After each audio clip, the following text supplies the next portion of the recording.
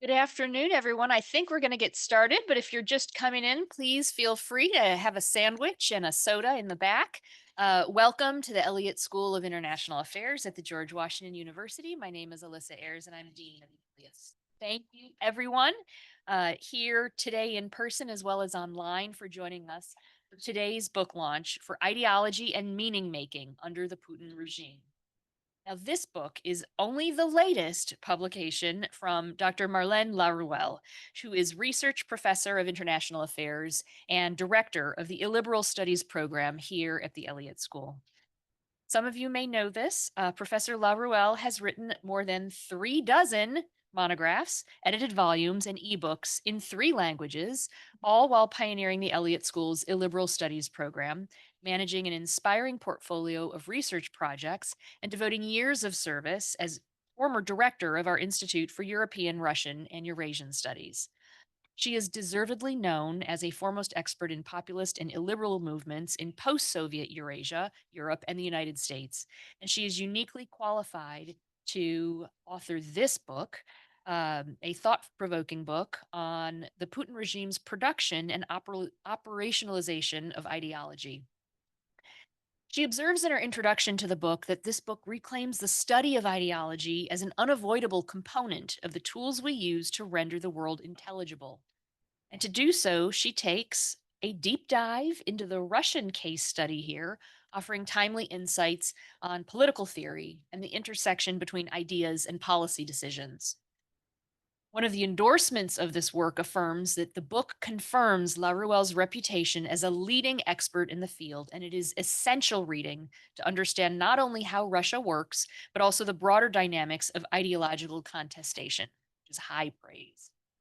Now, in a few moments, Professor Laruelle will offer additional insight and these and other critical takeaways from her book when she presents her author's remarks.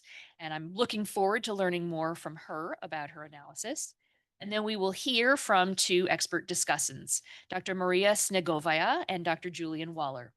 Dr. Snegovaya is a senior fellow for Russia and Eurasia with the Europe, Russia, and Eurasia program at the Center for Strategic and International Studies. She's also an adjunct professor in Georgetown University's Walsh School of Foreign Service.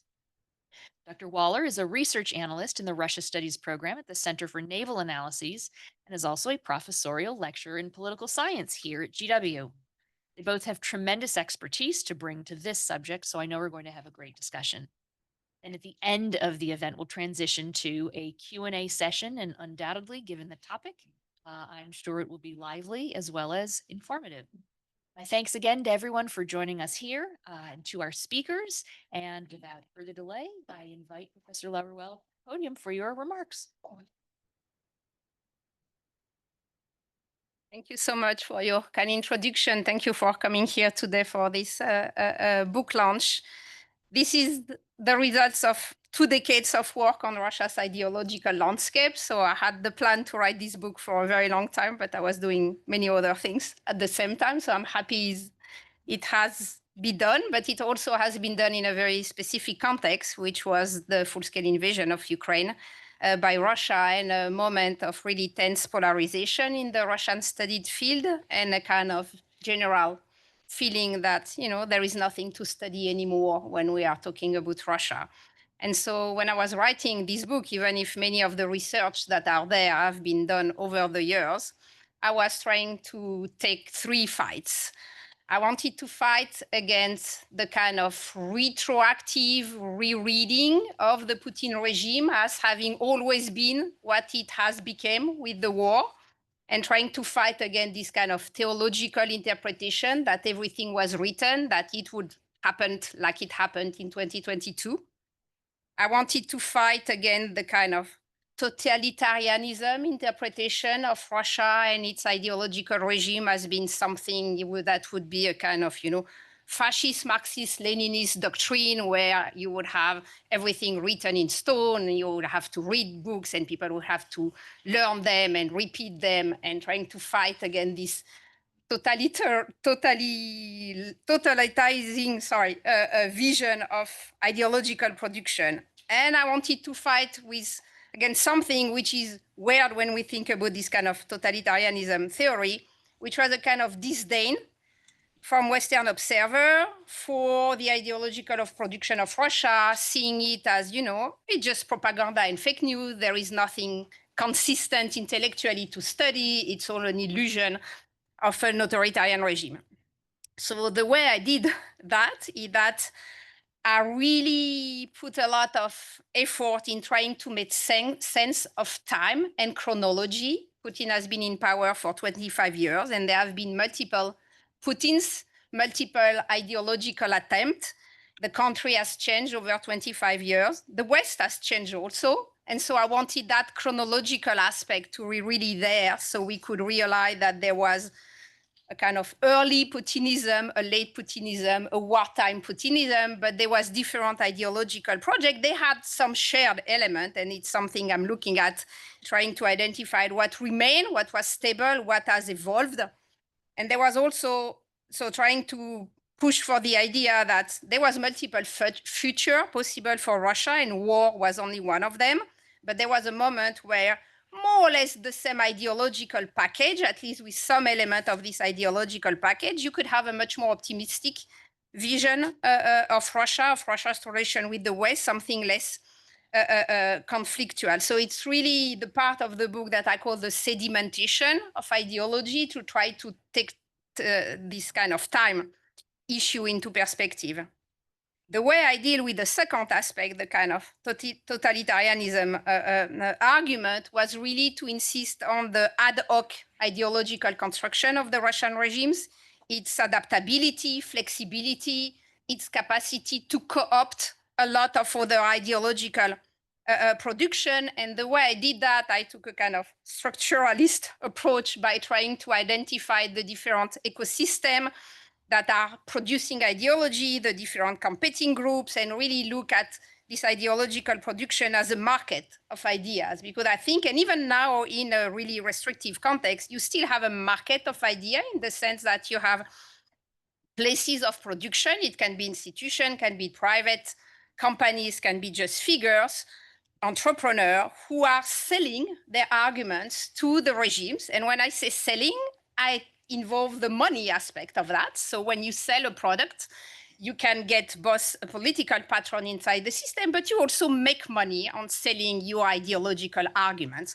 So I wanted to have that kind of constructivist aspect very much present in the book. And then I did a kind of mapping exercise in trying to identify who are the main institution, the main entrepreneur, what are their relationship on this kind of broad ecosystem, and also trying to insist on the kind of co-creational aspect of the Russian ideological regime, which I think it's something that is largely debated in our field. But it has been, I see it as something that has been largely constructed also with intellectual and cultural elites in Russia, and that has been partly co-created with the population. We can, of course, discuss the part of the population in the co-creational mechanisms if you are in an authoritarian regime. But I still think that the population has been buying some of the argument, refusing some of the co-creating some of these elements. And so that's that aspect that I wanted to insist on. And then the third fight I wanted to take against this kind of disdainful approach that there is no kind of political philosophy in the Russian intellectual production was to really look at that through the kind of political philosophy aspect, the history of ideas, and trying to trace ideological elements in their place in the Russian national history, what was coming from 19th century Russia for immigration, was what coming from Soviet time, what has been coming from external reading. The Russians have been reading a lot of Western authors and have been really much in dialogue with the Western own ideological production, and seeing also at the kind of nation building process. And that's why I was so much insisting to have meaning making in the title, which, as you can imagine, the publisher was not happy with that, because that's not the kind of selling it's a complicated term, but I really wanted to avoid like ideology and propaganda, for example, because my goal was not to talk about propaganda, was not to talk about the communication aspect, but to talk about what I think the regime is trying to do, is that to make sense of what it means to be Russia today, and trying to make it in a convincing way that secure the regime, but also is kind of acceptable and meaning making for the population. And so a large part of the book is this kind of not dictionary or encyclopedia, but it's looking at all the key notions that the regimes has been playing with ideologically. It's looking, of course, at the definition of the West. And I'm trying to show that over 25 years, the Russian regime has been both learning from the West, kind of challenging the West, and learning some element of the West, and then saying they are fighting with the West. I look at what they call spiritual security, that is everything related to kind of saying that the state is at the center of national identity, looking at patriotism, the rewriting of history, looking at the promotion of Russia as the authentic Christian Europe, and everything related to the difficult debates about is Russia still an imperial structure, especially in its relationship to Ukraine. So all this kind of imperialness aspect of Russia. Then I have a second part that look at what I call the counter-revolutionary repertoire. So looking at the way the regime has been building this notion of civilizationisms as the way to say no to Western universalisms, the way they are promoting conservatism against liberalism, and the way they are promoting a much more eschatological vision of Russia as the shield against the chaos of the world, and how all these kind of religious elements in a very secularized way have been kind of gaining power and visibility. And then the last part is looking at the more kind of geopolitical imaginary or aspirational geopolitics of Russia, looking at, of course, the notion of Eurasia, that has been maybe one of the oldest way for Russia to present itself in the world, the notion of Russian world and how they kind of compete and articulate with each other. And I finished on what I think is the latest repertoire of Russia, which is to present itself as the anti-colonial power, the one that is able to partner with the global South against Western imperialisms. And so I do that, and at the same time, I try to always keep in mind a kind of reflection on what do we mean when we say ideology, and I will be finishing on that.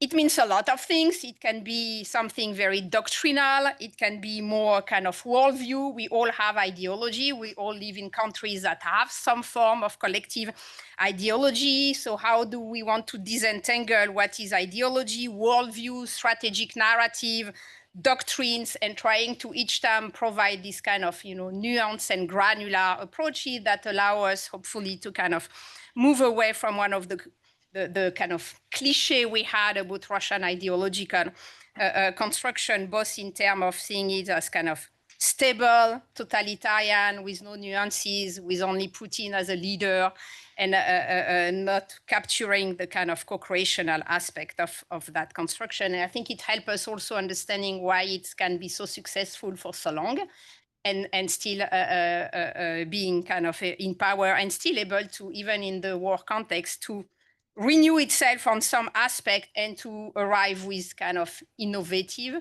partly a new repertoire like the anti-colonialism ones. On that, I will stop, and I'm looking forward to the question. I'm now giving the floor to our two discussants. Thank you so much.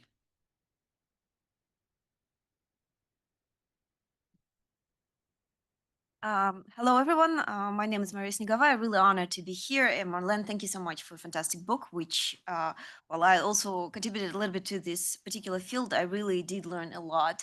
My first major, like one of the key discoveries, for example, is it turns out the word Russophobia was invented by Tuchev, the poet, the famous Russian poet and diplomat in the late 19th century, just to show the continuity. So Marlene's book is really feels a much needed gap which existed in the scholarship on Russia for quite some time. There is a lot of debate as to whether the ideology of Putin's regime exists or not. And I think right now, especially after 2022, the need to make sense of the ideological evolution of the regime is more pronounced and stronger than ever. And I think Marlene also does a fantastic job demonstrating as to where this debate on the presence of ideology of the Putin regime why it exists in the first place. That is because, as her introduction has flagged, this ideology building effort has been characterized by extreme variation, plasticity, zigzagging, eclectic and contradictory nature, and can be characterized as bricolage. All of these characteristics are from the book. And it also has evolved over time and changed. The fine example from the book is, for example, Dugin's own ideational evolution, that while Alexander Dugin holds certain beliefs, he also is not afraid to change them a lot. And for example, at some point he believed China is a threat. What time he came to believe China is a friend and ally, and things like that. I think to anybody who wants to understand the dynamic, sustainable resilience and evolution of the regime over the last 30 years, it's a really a go-to place, which also very nicely synthesizes a lot of the scholarship and research that's been done on the topic. I liked the separation, trying to basically deep dive into the ideological components, the ideological construction, the separation between the three levels of the ideological grammar. Like, first of all, there are core beliefs, something that the regime like sets in the society also, like they received it from the lived experiences in the 1990s in particular, and they are like the foundation on which all the other meta narratives are built. The three core beliefs include the fact that Russia cannot collapse, should be recognized as a unique great power, also to be secured, to avoid further collapse, because the collapse of the state is the biggest trauma of our generation. And the state embodies the Russian nation. A very important point that the book, I think, nicely flags is that within the Russian historical context, there is no ethnic nationalism of the type that you see in, say, the Western European context, but it's more of the statist nationalism, right? It's historically, you also see that national themes tend to be promoted, reinforced by the state from, I don't know, Nicholas I, Alexander III, all the way through the Soviet times until now. The second level are the meta narratives that build on these core ideological beliefs. And those include already more variation as to what Russia represents, civilization, state, and so on. And there's a lot of different ways in which the regime presents them and cherry picks some of them over the others. So is Russia the defender of traditional values? Is Russia anti-fascist power? Is Russia anti-colonial force, as Marlene has flagged? And then on top of that, there are like more contextual, small key semantic units, ideologies or topoi. This is where, by the way, me and Jade, we used ideologies in a different sense in our paper, but it's really kind of like semantic. So these are smaller issues like Europa, Ukrainazi, etc., etc. Basically, the propaganda stamps the regime throws at the particular topics in a given moment. I loved also the way the book also demonstrates the evolution in the use of the term by the graphs, basically tracking how the frequency of the mentioning of the particular terms over the time. And Marlene, one of the potential ideas to extend this project further is to look, like you're already sort of doing that, but maybe in a more consistent way, juxtapose the way certain terms are replacing other terms, or certain meta narratives are replacing other narratives. Why in certain contexts we see civilization state is being used, and did it come to replace maybe the notion of, I don't know, Russia being the conservative power? And specifically, I think Russian world and Eurasia, to extend the Eurasianism and greater Eurasia, that to a large extent substitutes. What I think is also important in the book that it doesn't really stick with the conventional areas like the orthodoxy and whatnot, but also expand beyond, like beyond. In particular, I thought the Islamic angle like is a very nice addition. We don't see a lot of other scholars sort of showing how essentially, despite different like multi-religious confession realities of the Russian state, main religious groups still endorse statism in the end, and they basically undergo similar ideological evolution, be it orthodoxy or Islam. Also, like the point that you don't shy away from this question of fascism too, where the Russian regime is evolving toward fascism, and it seems that you becoming more open to this idea, even because of the growing discourse of radicalization and the use of like anti-Semitism and other notions in the regime's language, even if it's still, I think the conclusion is that it's still far away from fascism. Ultimately, it's all definitional, of course, and it's also very important to acknowledge that it's there. Last but not the least, the emphasis on co-production, co-creation of the these meanings is something that I hold very dear, since I work on right now the project that focuses specifically on the elites, the role of the elites, not just the establishment, but also the various groups surrounding the Kremlin in co-creating these narratives, as you flagged yourself. I think it's important because it also tells us about the future evolution of the regime, even with Putin gone, right? These co-creators, co-authors, so to speak, they're going to be there still, and they're going to be still themselves embracing many of these beliefs, as also will be the society, which, as you mentioned in conclusion, bears part of the responsibility for the spread of this popularity of these narratives, and is there to stay, being essentially both co-creator but also a recipient of many of these narratives, which then unfortunately mean that with Putin gone, we are not going to have liberal democratic Western beautiful Russia of the future suddenly emerging out of nowhere, but more likely to see some sort of Asian model of self-reform, as you flag in the conclusion. I think it's a very important point that stems directly from the analysis. Now, I'm going to conclude with maybe some of the key questions as to perhaps what questions are being answered, but what maybe deserve further investigation. First of all, we do understand it's plastic and it's like composed of various bits and pieces, polyphonic, if you will, but does it evolve somewhere? Right? I think you do show that it does, and especially after 2022, there is certain growing coherence or maybe like more homogeneity in the certain narratives. But is there a certain final destination? Like, for example, when we with Jade work on the project of ideology building in Russia, the common criticism that we received was that the regime really doesn't have a set like book, like the same way we had Marxist Capital. Like nothing is written. In fact, it's highly plastic. And what is to tell that tomorrow suddenly Putin does not decide to go full pro-Western and suddenly claims Russia is a liberal democracy and the West has to learn from how democratic it is. So, is there a certain final destination that you see this evolution is taking? Are we really seeing some shaping of the of certain maybe more coherent and more durable and stable element of the regime, ideational core of the regime?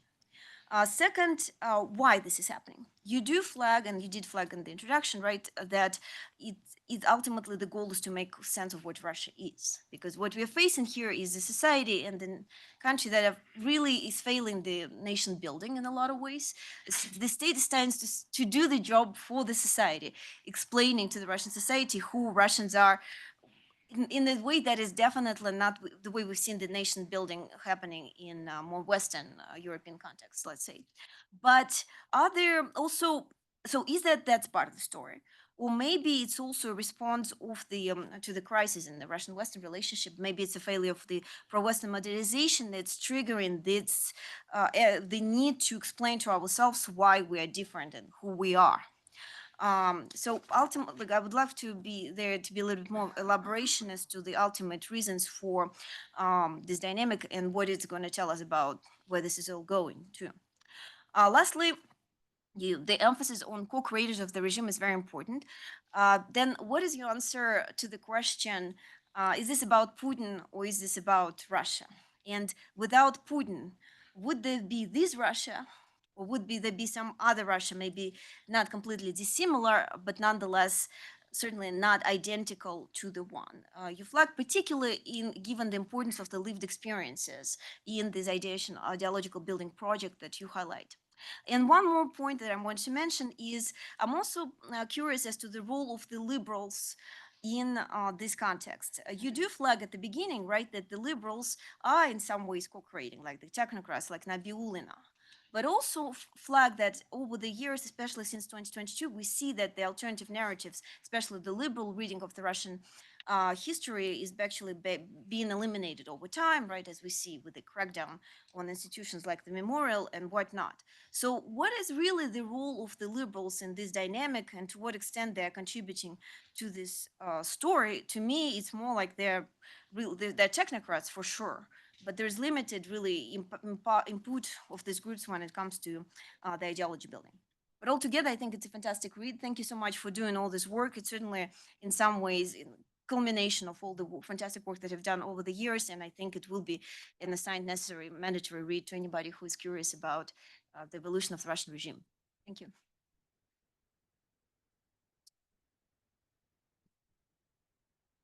Fantastic. Okay. Yeah, this is great. Coming second after Maria means that I don't have to go through the whole book in the same way. I can have more impressionistic comments. And because this is a book launch, I'm going to say very nice things. It is, in fact, a fabulous book. And if this is not Marlene's magnum opus, because she has many more decades of writing ahead of her, it is the best book yet in a long scholarly career of 30, 40, 50, 60, 70 books, however many you have. This is by far the best. And so I like to tell my students when I teach Russian politics that Marlene, who GW happens to have, is the best scholar of Russian nationalism, today the best scholar of Russian illiberalism. Well, now she's the best scholar of Russian ideology writ large. And maybe one of the best would be more accurate or more nuanced, but sometimes for pedagogical purposes, you can only read so much. And what I would recommend is, point one, buy this book, get the discount code from Marlene later on. And whenever you're writing a paper on Russian ideology, this is the first citation. Because this is the book. It is not alone. There's many wonderful people also working on Russian ideology today, taking a variety of perspectives. She very graciously and kindly includes that in her initial chapter, showing all the excellent other work. I highly recommend that chapter just to dive into how we can think about ideology. But this is the book. Laruelle 2025 is the book that you should be reading, you should be citing, you should be assigning to your students. And so I'll just make a few points that fall along in general lines what Marie's already said and what Marlene has already said. But one key aspect of the book that I think is really, really important is that Marlene takes a very, very hard look at the idea of an evolution of ideology over time. And very much so the point of that, and it's most expressed in the second chapter, which again, you should just PDF and assign to your students. I will be doing that next time around because it's also very nicely written. But it provides a lovely trajectory of the Russian regime and of how the Russian regime has dealt with questions of ideology over time. She makes a distinction between an early Putinism, a late Putinism, and a wartime Putinism, which I think is very helpful. And we can quibble with the sort of periodization if you'd like. I actually think it's pretty much on target. And it gets, in fact, to this exact point that the Russian ideology and the trajectory of Russian ideology is impossible to understand outside of Putin and outside of his 25-year quarter-century tenure as the apex leader of the country. But it's also impossible to tell without understanding the internal politics, the bureaucratic politics, the changing cast of characters in NGOs, in the presidential administration, in society. And so that's just it's a lovely way to understand, because there's no reason why Russia had to end up exactly where it is today for many, many reasons.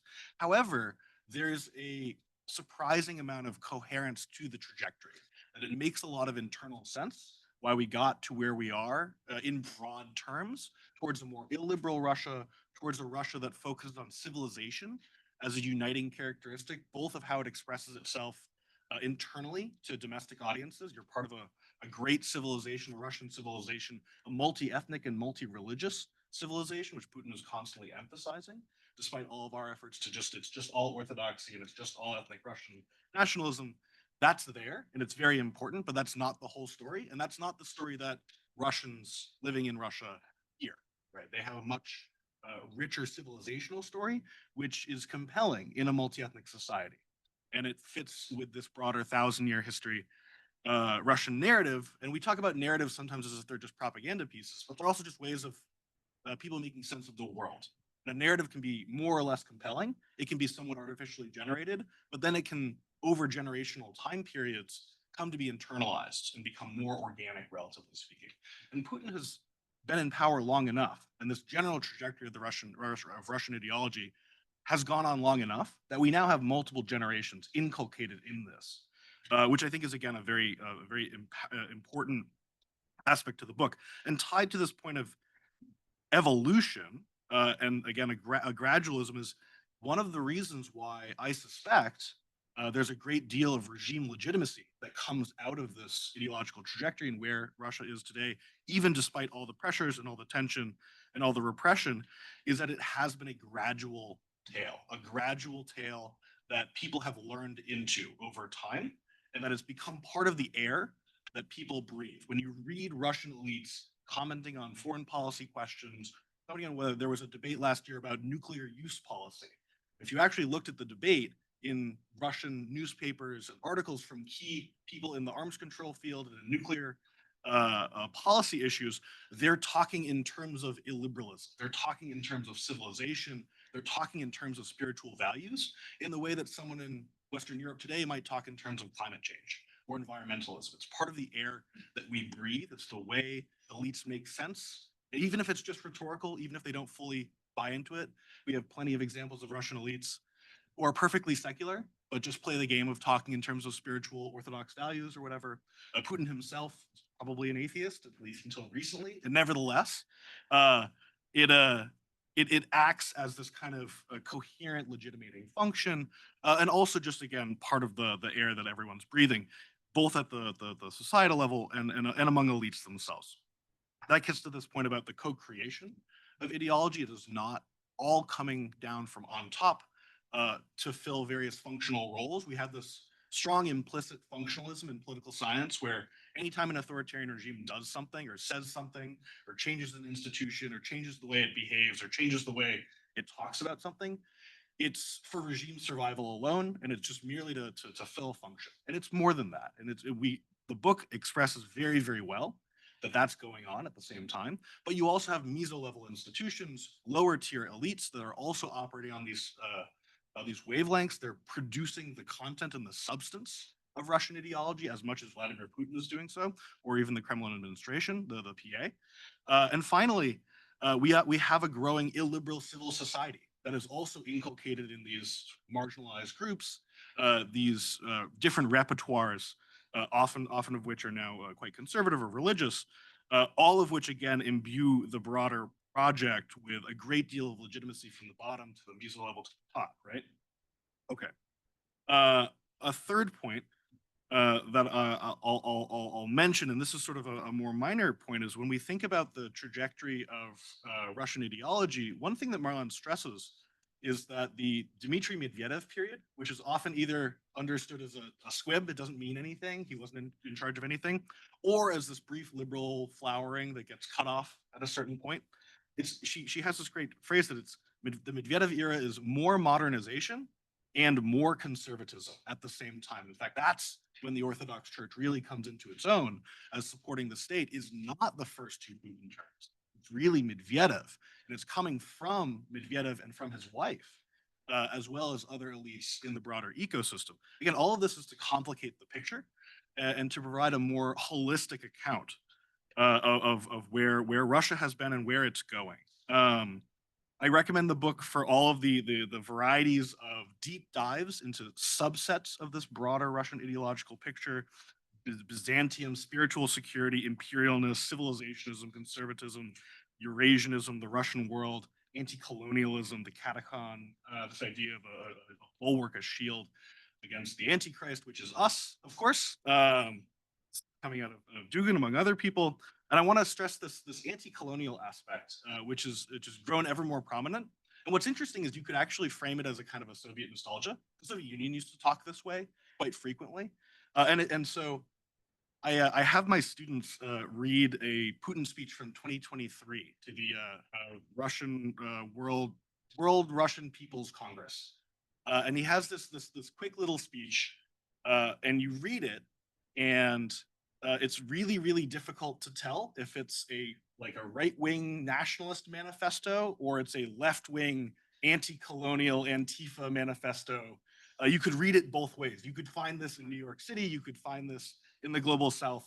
You could find this on the right in Europe and elsewhere. And I think that gets to this polyphonic nature of it. And it also implies that Vladimir Putin has come lately to his own ideology in a certain way, that the ideology of the regime has developed in such a way that the previously more sort of above the fray, apolitical, maybe even neoliberal in certain ways, Putin is now fully embedded in this, in the regime's own ideology, and that's very interesting. So I'll close with sort of two and a half points. I guess they're kind of they're not critical, but they're ways to think. So first, the one terrible fault of the book is it had to be published at some point, which means that it can't capture the last year. Really, I'm not sure when you put down the pen, but things have moved on onwards and forwards since then. The war obviously speeds up historical progressions in various ways, and there's an ideological crystallization that's certainly taken place, and she marks it very well. We have lots of stuff on the wartime era, but it's moving very fast, and we're moving towards an increasing official ideology, an official ideology of Russian illiberalism, however you want to phrase it, a national conservatism, if you like, and it's coming out of all these institutions that have been sort of feeding into this broad melange. It's also coming from the presidential administration. It's coming from Deputy Prime Minister Kiriyenko, who is very deep into this question. It's coming from Russian academics. We sometimes forget about the role of Russian academics that are not liberal, writing in English in the West. But there are actually Russian academics who are pro-regime. And they are also producing ideological content. And that ideological content is being taken in by the Ministry of Education. It's being taken in by the PA. And they're starting to build things out. And I'm thinking of Alexander Karachev, for example, who's sort of the key player in this right now, grafting on schematic forms of a coherent ideology that can then be broken up and taught to high schoolers and middle schoolers. And there are classes now that you have to take when you go to Russian universities on the foundations of Russian statehood, which use these same sort of textbook style schematisms, if you'd like, of this is who we are, this is who we are not, and this is why we are doing the things we are doing. And that, I think, is a major development of the sort of increasing officialization. And so we're going to get more and more of that. So the second critique is Marlene is very kind, perhaps overly kind to Russian liberals in some ways, and I understand why. This book is not about Russian liberals. I just reviewed Paul Robinson's book on Russian liberalism. It's fantastic, and you should also read that. But Russian liberalism is in the last 25 years is a story of collapse, and it's a story of broad failure. And we get a bunch of sort of the neoliberal technocrats still as part of the regime in the book, but we don't see as much the lack of a market appeal for what many Russian liberals were putting forward in the late 1990s into the 2000s, and that sort of just collapses in the marketplace of ideas. And there's an interesting story to tell there. I understand why you don't want to focus on it. The other aspect to that is the great exception. And the great exception is Alexei Navalny. Alexei Navalny, who captures both generational change as well as a very high IQ, very charismatic, true politician kind of figure. He expresses a marketable form of Russian liberalism, but he does so by also bringing in Russian nationalism. And this was a major critique of Navalny, right? For his comments about Crimea, for example, his previous marching in the Russian March every year, all of that. But that's actually part of Navalny's brilliance, was he was able to tap into this cohering, more conservative, more nationalist aspect of Russian politics, which made him read as more normal, relatively speaking. He was sort of speaking part of the language of the ideology that was slowly growing and crystallizing over the previous 10, 20 years. That made him especially dangerous, because he was the only other politician in Russia outside of Vladimir Putin in the 2010s, quite truly, in the sort of autonomous sense of pushing forward an idea to an electorate that might want to vote for him outside of the broader systemic nature. And I think that's something that can be sort of brought more into future conversations on Russian ideology. With that, I won't say any more, but it's a fantastic book. I highly recommend reading it, diving deep into it, using it, putting it into your citation manager software, and in general, I think it opens up a whole new vista for us to understand Russian ideology and the Russian regime writ large. and where it's going to continue to go. Thanks. Thank you so much for your great comment. I would love to answer some of the question you mentioned, but I propose we open the floor for question, and I will try to answer questions coming from the group. We will have a mic arriving, so it can be heard for those who are online on that side first. Thank you. Hi, I'm Michael David Fox, Georgetown. First of all, Marlene, congratulations. It's a badly needed book. And you think about how much is published on, say, disinformation, which is also an important topic, but how little relatively on ideology. I'm looking forward to reading it. But there is one other book that came out by Mikhail Suslov, and I know you know it well. And here in his book, he says that this is a kind of a sui generis ideology. It's not fascism, it's not communism, it's not nationalism. And, you know, I wonder what you think, if it can be characterized, national statism, conservatism, I don't know. Could you have an overall characterization of it? Secondly, in that book, Suslov says that it's remarkable how similar some of the themes are to Slavophilism in the 19th century. And given your emphasis on Western accretions, right, you could say that, I don't know, Huntington's Clash of Civilizations was emulated, but it was already there in Slavophilism. So I just wonder, and what I don't see in Slavophilism is this notion that Russia is the true West, because Slavophilism was, you know, basically looking to Muscovy as non-Western, whereas in a way, this was also in Stalinist ideology, right, that Russia is the true West. So I wonder if that's the difference that you see. And thirdly, I just have to say that totalitarianism is not about unchanging ideology. I mean, no one would say that Stalinist ideology in 1930 was the same as unchanging in 1948. What it is about the primacy of ideology. And I wonder if you think that the nature of ideology in the 21st century has changed, in particular in terms of there are no more grand narratives the way all the 20th century ideologies, 19th, 20th century ideologies had. Thank you. So much. Maybe we take a second one, and then I answer. Yeah, if there was a second one. There is one there, and then we will move.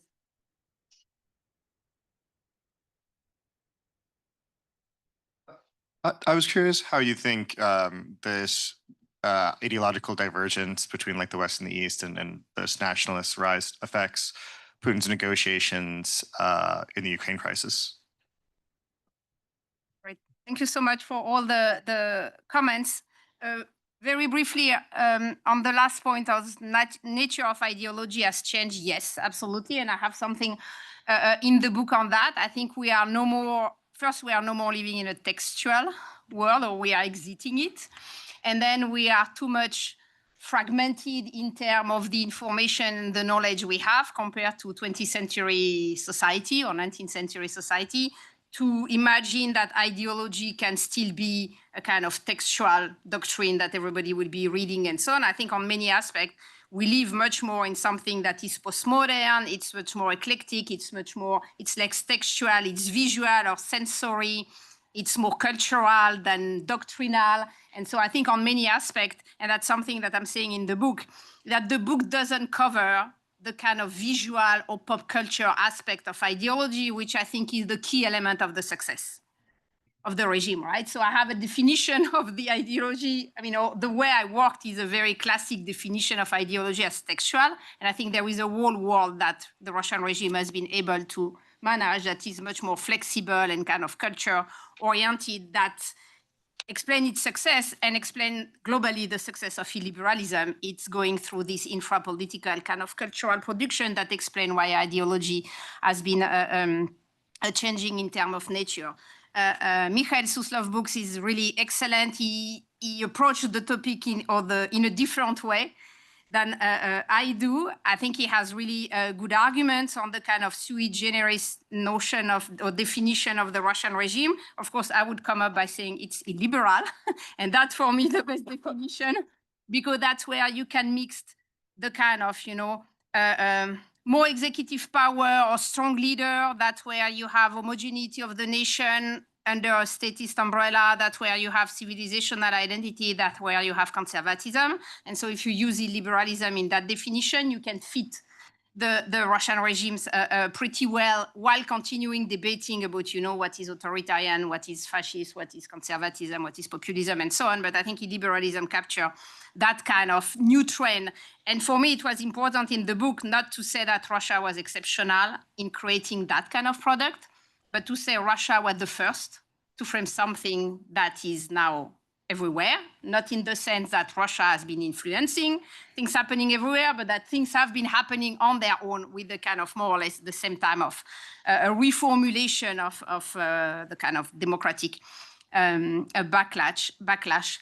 On how much these kind of ideological groups may be influencing the way the regime is negotiating. Honestly, I think so. The society is not important on the way the regime take decision toward the war, except avoiding full mobilization, which I think they don't want because they know the society will have difficulties accepting that. They will have, of course, if we would have a kind of ceasefire or peace agreement, they will have to manage the disagreement of the most radical group of the regimes, not only part of the Siloviki, but also all the Z movement, the military blogger and all their audience. It's probably 10 to 15% of the population, so it's a minority, it's manageable. Of course, inside the elite, it's maybe more important. So I think that argument is part of the negotiation, but I think there are also way of kind of, feeding them with both public policy that still serve the more hawkish part of the Russian establishment and arguments that can explain, and I think they have been very good at that, saying, well, the special military operation in Ukraine can stop. The kind of civilizational conflict with the West will remain. So in that case, you can still be at war symbolically while no more at war on the ground. Right? So I think they have that capacity or capability to invent some of these kind of adjustments depending on how the negotiation will be going. So we had here, and then we go on that side. David here. Hi, David Abramson, State Department. I'm just wondering if I haven't read your book and I look forward to reading it. If I might push back on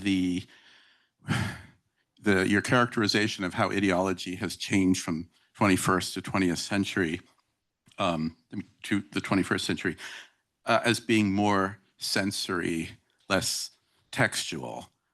I'm wondering if, and I may be playing devil's advocate here, there were ways in which we sort of missed or focused less on the sensory aspects of it, although I think some people have in the 20th century, and we're maybe overstating some of those aspects of it today. And then if you agree with that, or care to explore that at all, what are the implications for soft power approaches to dealing with that? And then we have two questions on that side.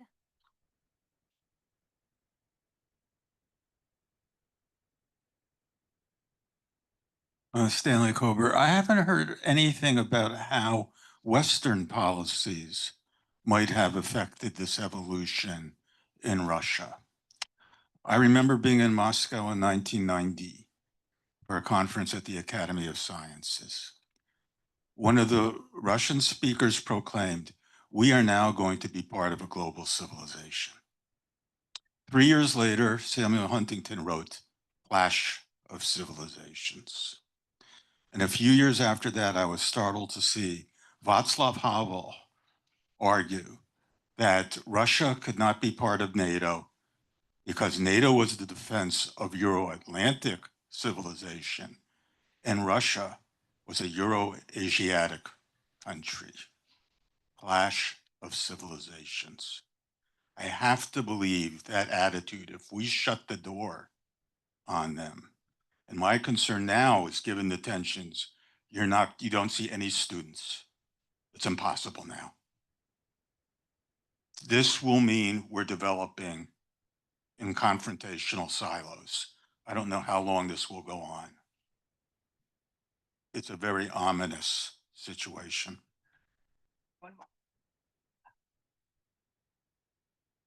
Congratulations on the book. I look forward to reading it. I have a question about the idea of flexible authoritarianism. There's a recent book that is dedicated to that topic. And I was wondering, what is your perspective on this vision, which presumes that there's a combination of a startup kind of ethos that's rooted in the neoliberal agenda, plus to our suppressing of dissent. And this is what basically the author is defining as flexible authoritarianism. What I think is interesting about this book is that it focuses on a younger generation and the kind of meaning making that resonates with the younger generation of Russians. And I'm wondering whether there's also a generational aspect that you see at play when you analyze the evolution of ideology in contemporary Russia. Thank you so much. So on the question of Western policies, where I belong to the group that is a minority group, I think, that consider that Western policies co-created the Russia we have and co-created Putinism as we have it. I think we have been participating and sharing responsibilities for the deadlock we have found ourselves before Russia's invasion of Ukraine. So on that, it has, and I think in the book, I really try to bring that element, because I think a lot of the research done on Russia try always to look at Russia as a kind of alien arriving from another planet, like if they were, you know, evolving disconnected from what is happening in the rest of the world. And I think if we put back the West into the picture, we understand both largely part of the evolution, but we also understand the kind of, you know, the failure of the pro-Western modernization that we were both mentioning at the kind of, the three of us mentioning at the kind of the original sin of post-Soviet Russia, or the original trauma. And so for me, it's really important that to see that what has been happening in Russia is not unique. Of course, it's happened in specific time under specific leadership, and that brings to Maria's question on what is Putin, what is Russia, whether there are no other Russia possible, and so on, that Russia is just a precursor of what we are living here. So the fact that, you know, the West has failed, or liberalism has failed in Russia, is just a way to announce earlier that it's failing in its historical home here. So for me, all that is connected, and there is no Russian exceptionalism on that aspect. David, on your question on the kind of postmodernity of ideology, so I think Russia is in this paradoxical situation that it still had a pretty old-fashioned way of understanding ideology, because it still believed that you need to change textbook, right? You still need to write something a little bit, not fully kind of doctrinal Marxist-Leninism, but you still need writing. At the same time, they have been investing in pop culture really heavily, and I think on that they had a really impressive intuition in playing pop culture as a way to spread, you know, element of what make the nations. But if you compare what you have in Russia and what you have here, and of course it's not the same regimes and the same kind of societies, but I think here the kind of the visual and the non-textual aspect of ideology is really becoming very visible in the US kind of version. And the fact that, you know, we are so fragmented now. I mean, it's still a huge change, except going to school, right? Where it's still a kind of more or less shared framework, and with nuances. As citizens, we don't read the same newspaper, right? We don't watch the same television. So all the 20th century world where everybody was more or less inside one framework of information and knowledge, that world has stopped existing for Western societies. Not maybe less for Russia in a sense, right? So I don't think you can imagine ideology functioning the same way in fragmented, atomized, individualized society, right? It has to pass through more subtle elements where you have a kind of eclectic mix, right? People combine different elements of ideology themselves. It's no more taught the way it was just because our societies have evolved. And on the question of flexible authoritarianism, yeah, I think it's an important, it's a good book, and it's a good contribution. It's bringing this kind of nuances that I think I needed. But for me, more globally, just the binary democracy authoritarianism is just fading away on many aspects, right? So the more we add adjectives, the more it means we have difficulties functioning with our concept, just because things are kind of evolving. So, but I agree. I think there is a generational aspect that has been very much present. And I think for the Russian authority, it's a big concern, right? The idea of being sure they are controlling the next generation and they find a way to talk to them. And in a sense, as Julian was saying, they have moved into an old Soviet system of thinking you will indoctrinate young people by taking care of textbook and kind of school patriotic activities. And you do pop culture as a softer way to speak to them. Not sure it works. Right?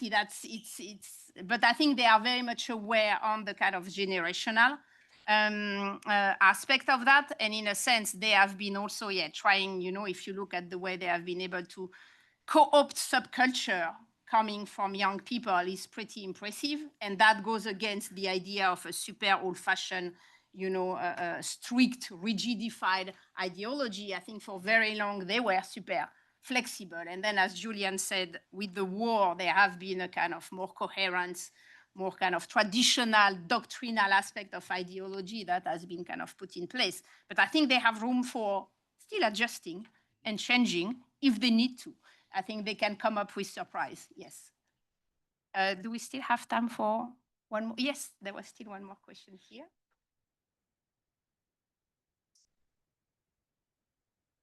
Evgeny Roshin, SIPA. First of all, Marlene, congratulations on this achievement, and thanks a lot to the panel for an excellent discussion. I guess my question would be a follow-up to David's, because I would really like to clarify a theoretical aspect of your claim. The old-style ideology used to be an enabler and constrainer to the speakers within the regime. These days, I'm wondering whether you understand this indeed as an enabler and constrainer, and whether you can think of anything that Putin cannot say in public, like absolutely cannot say, if there is such a thing. And if he is actually in position to enjoy an absolute freedom, I was wondering if the contemporary ideology is more of an, ex post facto type of rationalization rather than a constrainer in a strict sense. And if it's, the latter, maybe we only need the meaning-making component in the title of your book. We have. Okay. Yeah, great point. I like the enabler constrainer aspect. And I think it's going back to this part of the book that Maya was mentioning about trying to define what the different level or the kind of architecture of ideology. I think core beliefs are constrainer. They are things that, of course, Putin can afford to say probably almost everything. If suddenly you would arrive and say, the victory in the Second World War was not so important and Nazi Germany did good to our society. He can always say it. I don't think that would get any kind of that would create a web of surprise. So Russian state should be weakened, for example? Yeah, that Russia can be weakened, that it doesn't really matter, the kind of statism. So I think you have constraint, and the constraint are the core beliefs, right? That is, Russia cannot collapse. It has to be a great power, and state is central. And I think for the elites, that's more or less, you have to share these three elements to be legitimate. And then once you pass that level, I think you have some flexibility and you have adjustments that are possible. So I think the constraint works with this kind of core belief that seems difficult to be moving. And they were there already, in fact, before Putin, right? The second half of the 90s were already having important political figures that were already saying that. So in a sense, it's a product of the second Yeltsin time, even more, it's before even being Putin. So I think the core beliefs are kind of difficult to change, but you could imagine a Russian society and a Russian regime where you would have these three core elements, and something about, we are a civilization, and so that the kind of tautological aspect, Russia has to be Russian. That's the only purpose of a nation building. No, I mean, it can be empty. I mean, the content can be very flexible. And imagine that society and that regime will be totally different in their relationship to the West, right? You can say the three elements of the core belief, and Russia is a civilization, and be in a much more democratic, federal, more or less in good relation with the West. So I think there is this capacity, and that's maybe also one of the questions, and I will stop that Maya had, is that what room for another Russia, right? I think there are core elements that will remain, whatever will happen, but these core elements, they can be read in a way that make a different regimes, different type of relationship to society, and different type of integration or dialogue with the West, keeping some of the core elements, right? So on that, the ideology doesn't preclude what will be the regime and its policy in itself. On that, I'm doing the chair at the same time. Yeah. Do we have one more question? Yes, we have one here. Yeah. Please. I'm wondering, do you see the Russian or the Putin regime really as having like any kind of coherent ideology about the natural environment? Because feel like here in the US, the perception about Russia is that when it comes to, international cooperation on the environment, they're either uncaring or uncooperative. Oh, that's a nice question. My question is, how would the conclusions of the book change if you published it before 2022? Yeah. So on natural environment, it's a super interesting question. I think they are closer to what we would call conservationisms, right? That nature matter, but it matter in a sense that doesn't tell you don't have to use it. You can be extractivist because you need it for the state, for the development. Climate change is both a reality and a kind of Western ideology, so they have to negotiate that. And thinking, well, because just Russia is such a huge territory, it's either to, create national park, do conservationisms without having to reform your own kind of production. So I think on that, they are sharing this kind of ideological set that you would find also in the US around some of the kind of traditional kind of right-wing conservationisms.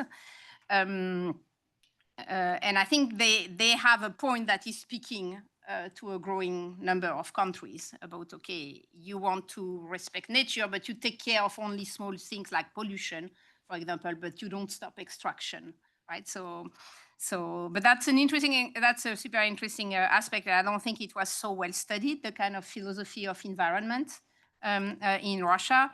Maya, on your last question, yeah, of course, I would have been more optimistic because I belong to those who didn't see it coming or thought it would not happen. So the book would have been different on some aspect. I think I would have underplayed probably the kind of imperial aspect and the way I've been thinking about the fascist arguments and the kind of the role of militarization, all the aestheticization that come with war, I think has been different. So I think that's the two key elements where I think I would have kind of that has shifted my aspect. Plus what Julian was saying is that the level of coherence is gradually increasing and the level of flexibility is reducing. But that would have happened probably even without the war. It just, the longer you stay in power, the less, flexible the regimes become and the leader himself. More question? Can we continue? Yeah, okay. Please go.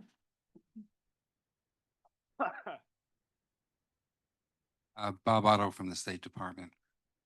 I want to follow up a little bit on this constraint issue by asking the following question.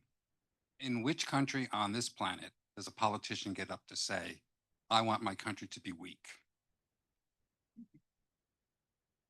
So Nicholas Berliner, I'm the former NSC senior director for Russia. Just on the question of the war, does the ending of the war on terms that are sort of short of the regime's goals, which seems increasingly likely. Does this pose a challenge, an ideological challenge, or is this flexible enough to sort of absorb that and then package it as a victory? And will that, can that sale be made in society? Bob, on your first point, totally agree. Every leader has to say they want their country strong and healthy. And I think we have good survey where we ask Russians, what does that mean to be a great power? What are the symbols of a great powerness? And that's where you have possibilities of interpreting.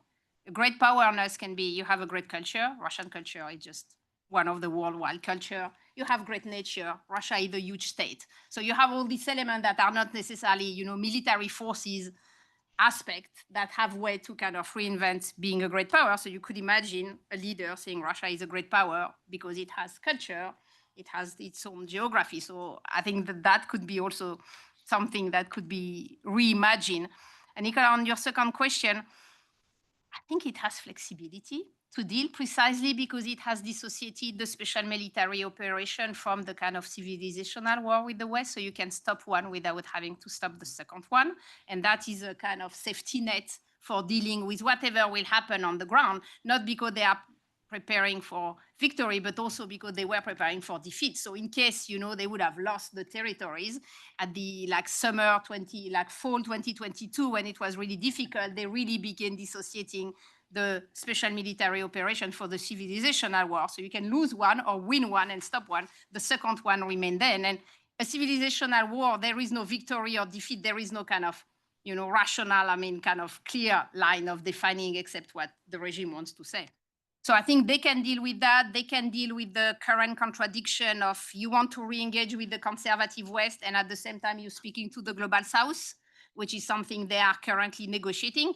I think it's flexible enough to manage that things. And I think the population either doesn't care about all the details of that kind of ideological construction and will be fine with whatever way it will stop more or less. So I think they can deal with that.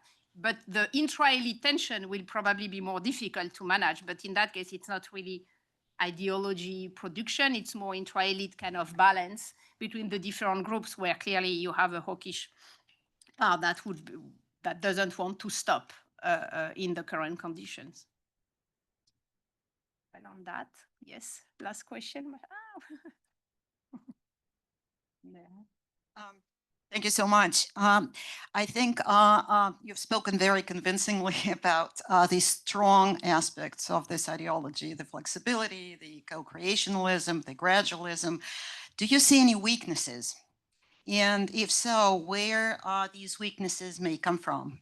I think you mentioned the Z ideology or whatever you call it.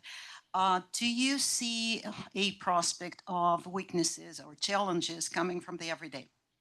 There is a very powerful constraining trend of politics in Russia coming not necessarily from the Kremlin directly.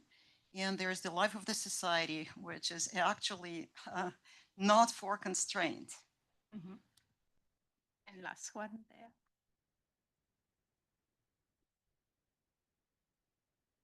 So Julian had mentioned that Navalny was one of the only kind of autonomous politicians within Russia who could draw on some of these ideological configurations to seriously challenge the regime.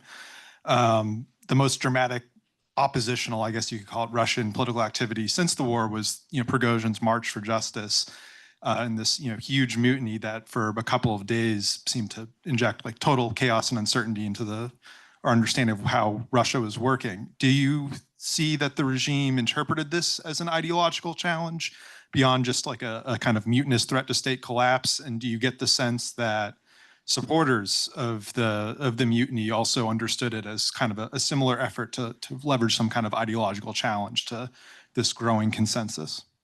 Thank you. So Masha, on the weak aspect, yeah, great point. Well, I think the lack of coherence or the contradictory is not a weak aspect. I think it's on the contrary, it's helping.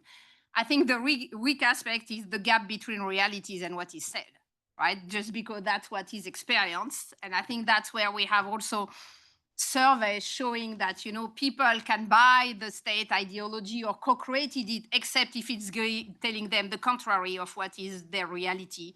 everyday life. So I think selling, the good economy argument or the successful economy is much more difficult to do if it's not the reality on the ground, because just people see it and experience it. Everything foreign policy is easier to sell because it's abstract.